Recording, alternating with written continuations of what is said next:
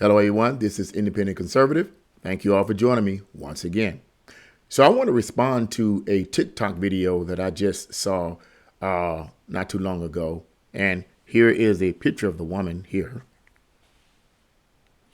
Some of you might be familiar with her. I have no clue who this woman is. I've never seen her before.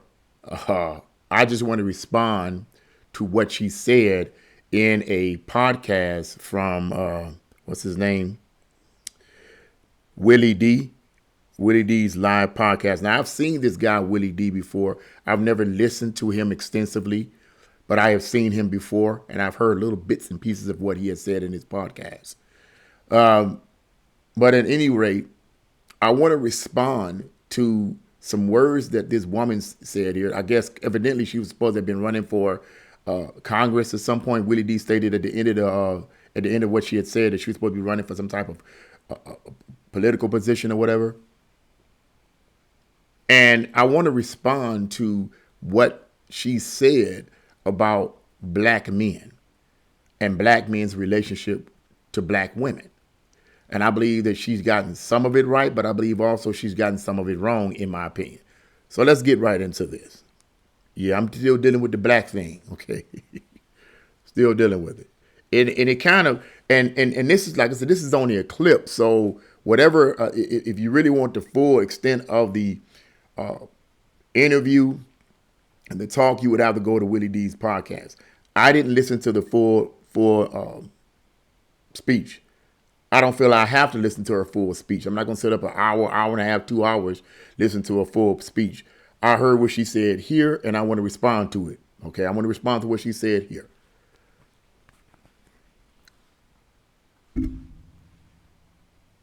I care about black men, okay? Black women, unfortunately, sis, and I know y'all come. And let me say this. She said, I do not care about black men. She didn't say I care about black men. She said, I do not care about black men. That part was clipped off. To beat me up, and I ain't talking about all us, but I'm talking about the majority. They don't even care about their children. They would rather abort their children than to give them life, okay? Black people, black men, right? You at some point, you're going to have to pick a side, right? Black men have to come back to the forefront, and you are. Just get what she said. At some point, you're going to have to pick a side. I gather I know what she's talking about. I know what she's talking about. You're going to have to, some black man, at some point, you're going to have to pick a side. Let's get with it. I have to take a lead if you all want to save black life, right? Because a black woman, she can go anywhere, right, to get what she feel like she needs. Really? Right? Who's going to be there for you? Who's going to save you? I hope y'all not waiting on us. Because I damn sure can't do it by myself. Okay. And this is what Willie D, he says. You, when you ran for Congress. So you can get that part right if she ran for Congress or whatever. Okay. I guess he was shocked by what she said and he had to pause a little bit. But I guess whatever she said was so profound to him, he didn't know what else to say. But I wanted to make a comment on it. I get what she's saying. Black men need to step up and be leaders. Excuse me.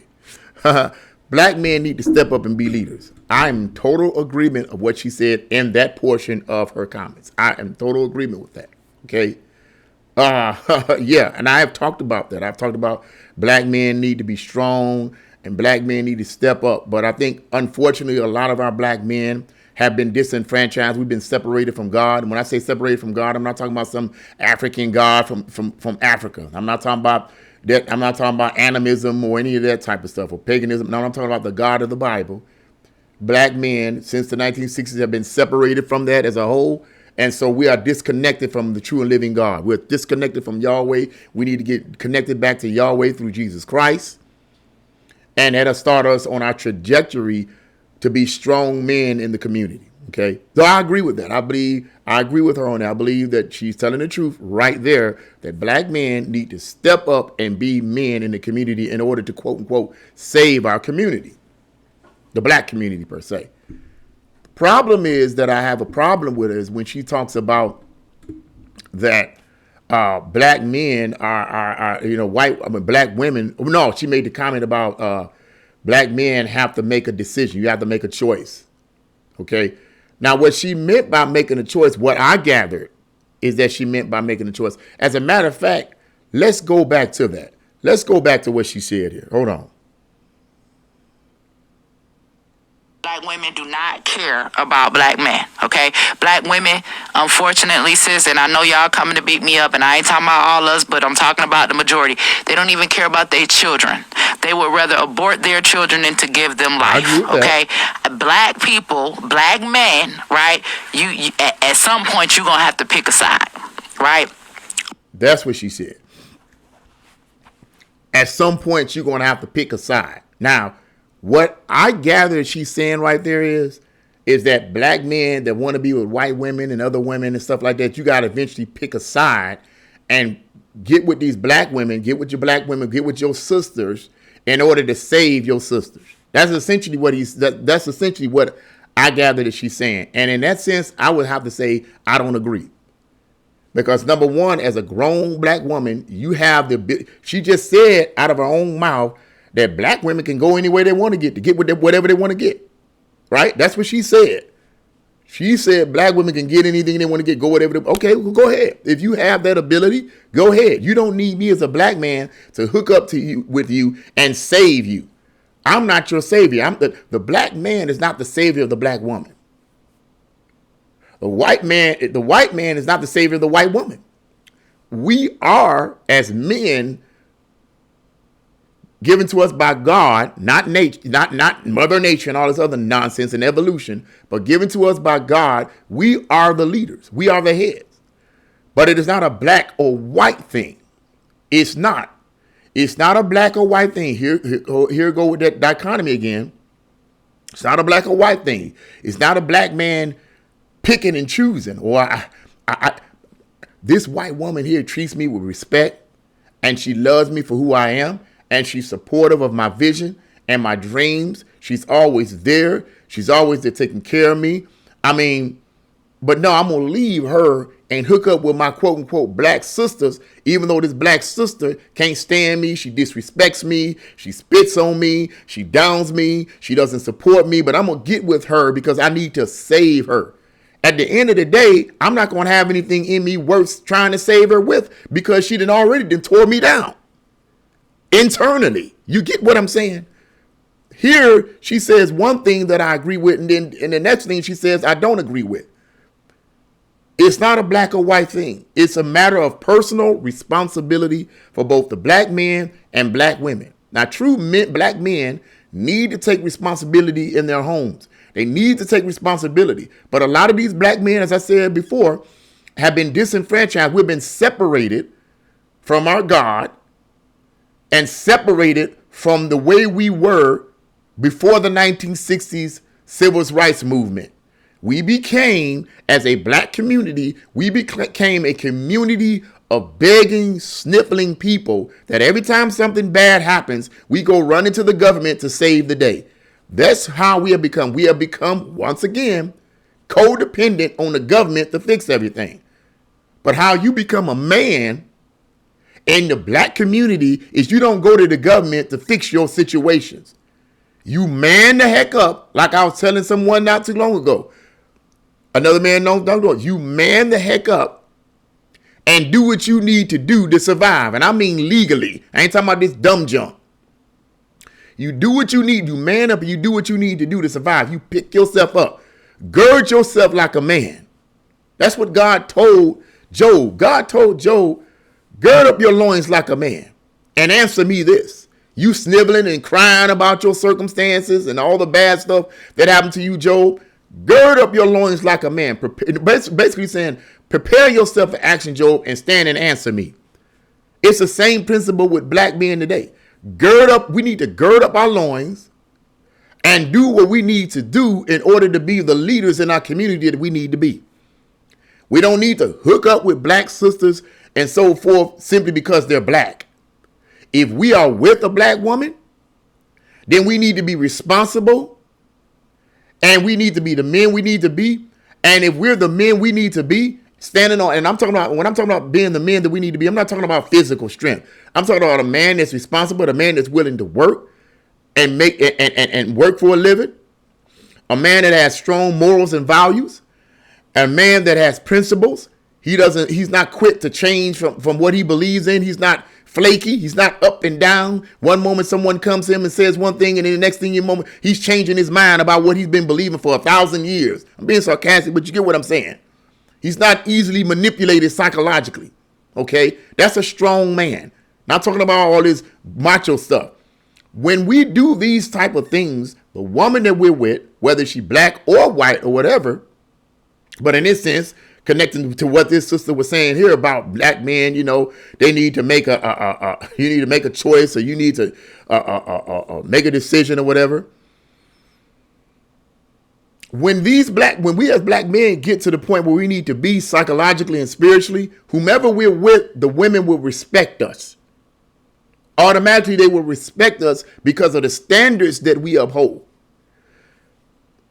What this woman said here, like I said, I partly agree with what she's saying, but not all. Now, she said something about black women don't care about their children. They're aborting their children. I agree. A lot of black women are aborting their children, but a lot of that whole concept of abortion, it goes back a long, long way. It goes all the way back to Margaret Sanger and the propaganda that was pushed in the black community all the way back in the 1920s and 1930s. I'm not going to get into all that. But black people, unfortunately, we have fed into that mantra that has been supported by the Democratic Party for decades. But that's another story, and I digress. Trying to tell people that let's go right over people's heads. They still don't understand it. So I'm not going to even talk about it. The point is that what this woman is saying is only partially true. It's not about getting with it's not about a black man saying, you know what, I know this white woman here, and I know that, or this white woman, or this Hispanic woman, or this Asian woman, or whatever woman that's not black is going to treat me with respect, or I personally like this particular woman from another ethnic group or another nationality. I particularly like them, but I'm going to reject them, and I'm going to get with a black person, a black woman, simply because she's black, and I need to hook up with her in order to save her. No, I don't agree with that. If she's a black woman, she's an adult, she can do that herself. The black man's responsibility is not to save black women. That's not his responsibility. It's not the responsibility of the black woman to save the black man. She made a statement about the black woman, because what we going to do, I'm not here to save you, whatever. I'm paraphrasing what she said, but I get what she's saying. And I'm pretty sure some of you guys have gotten what she's saying. It ain't the job of the black woman to save the black man. It's not the job of the black man to save the black woman. It's their responsibility to, in some sense of the way, save themselves. Now, of course, that means returning back to God, the God of the Bible. But aside from that, it's the responsibility of the black man and the black woman to save themselves by self-improvement and self-education and self-edification. How do I save myself as a black man? I read books. Not this liberal nonsense, but I read books on how to develop my finances, how to invest money, creation of ideas, how to be strong, how to have self-control. When something crazy happens in my life, I don't go crazy and want to rob people and kill people and act crazy and shoot up buildings and all this other nonsense that you see going on right now. The way black men and black women get saved is to save themselves. It's up to them to develop their own selves. There's so many different avenues and opportunities out here for both the black man and the black woman to develop themselves, but we're not doing it. People like myself and others that try to say these are the things that we need to do, we don't do it. We're called coons and sellouts. Okay, keep calling me that. I don't care. I know who I am. But at the end of the day, when push comes to shove, everybody going to come running back to me and saying, man, you was right. The only key to the black man and the black woman is to save themselves, to get themselves together. It isn't the black man choosing black women over other kinds of other women of other ethnic groups. That ain't what it is. Because the black man can't save the black woman. We see that all the time. The black woman can't save the black man. We see that all the time. They can only save themselves by self-improvement. And that's what I wanted to say right there. That's what I wanted to respond to what she's saying. What else did she say? I'm gonna see something else she's got to say. Black men have to come back into the forefront, and you all have to take a lead if you all want to save black life, right? Because a black woman, she can go anywhere, right, to get what she feel like she needs. Now here's the problem. She says a black woman can go anywhere to get what she feel like she needs. Really? Are we seeing this? Are we seeing black women going anywhere they need to go to get what they need? Are they? Right? Who's gonna be there for you? Who's gonna save you? I hope y'all not waiting on us. Now she says, who's gonna be there for you and who's gonna be there to save you? Talking about the black man. I hope y'all not waiting on us. Yeah, well, let me just personalize this. I'm not waiting on a black woman to save me. Ain't but two people gonna save me. Two, Jesus Christ and me. I don't need a black woman to save me. She can give me advice and help me, but she's not saving me, bro. I'm a grown man. I don't need no woman to save me.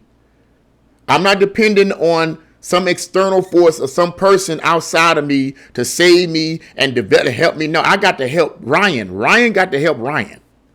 And when I help myself and develop myself and invest in myself, then I can invest in someone else. When I fill myself with knowledge and understanding, then I can help somebody else develop knowledge and understanding. I'm not waiting for some woman to come and save me. So what she's saying right here, it seems like to me, she's just a frustrated woman. The look on her face and all this. I don't know what deal she had or what relationship she had prior to this podcast, but it seems to me that she might be a little bit frustrated, and the relationship that she was in before didn't work out. And now she's like, well, you waiting on, let's listen to what else she has to say. Let's listen to all what she got to say. I damn sure can't do it by myself. Okay. So she can't do it by herself, meaning that she needs the cooperation of a black man. She can't do it by herself. Okay, you're right. You're absolutely right, my sister. You're absolutely right. But black men are not waiting around.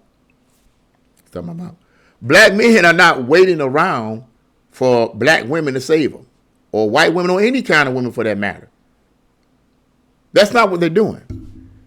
It seems to me that a lot of black men are coming into reality of who they really are in terms of men. I'm not talking about these demigods. I ain't talking about that nonsense. I'm talking about a lot of black men, it seems to me that I've been observing this a lot, are coming into their own in terms of self-assertion, strength, knowledge, understanding, wisdom, stability. A lot of black men are coming into their own now, and they're not waiting around for some black woman to come around and be like, hey, let me help you, and becoming dependent upon that black woman to help him. One of the best ways in which a black man can help himself is to not be in a relationship, to be by himself for a while.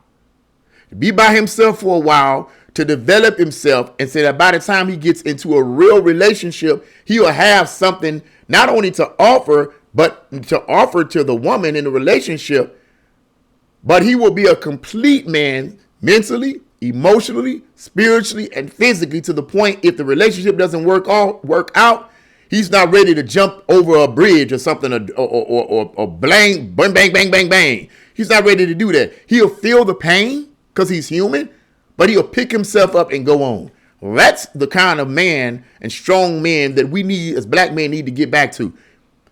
Prior to the 1960s. Now we're a bunch of crybabies. At least a lot of us are. A lot of us are crybabies.